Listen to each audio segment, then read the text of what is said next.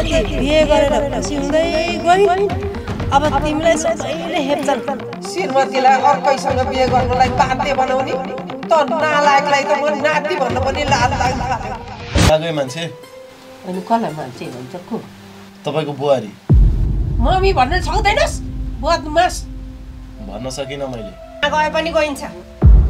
अब यो घर आफ्नो भएको भए पो घरको पिरले घर जोगाउनु पर्छ भनेर काम गर्न जानु।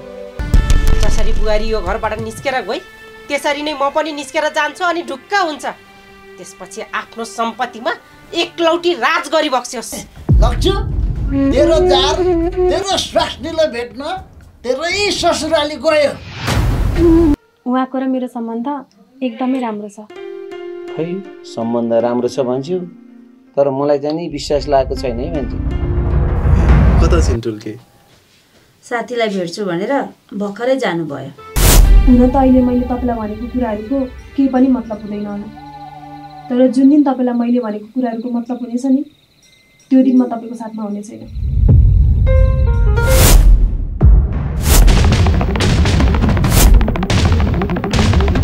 के गरे? तिमीले मेरो कुराको कहिले कदर गरेनौ। जहिले अरूको कुराको विश्वास गरेर मलाई शङ्का गरी घरबाट निकालेपछि मैले बिहे नगरेर के गरौँ त? जिन्दगी हो।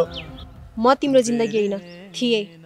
अब विगतको कुरा नगर। सहनुको पनि एउटा सीमा हुन्छ नि। सहदा सहदा सहदा सहनै नसकेर हिँडे कि हो मेरी बुहारी।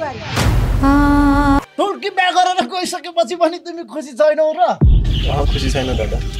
आफ्नै बुढी अरूसँग जाँदा मनले नमान्दो रहेछ।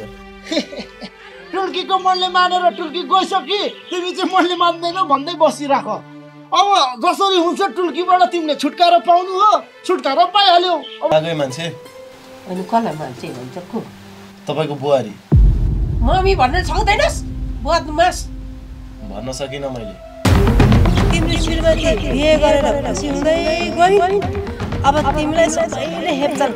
श्रीमतीलाई अर्कैसँग बिहे गर्नलाई बाध्य बनाउने त नालायकलाई त म नाति भन्न पनि लाज लाग्न थाल्यो।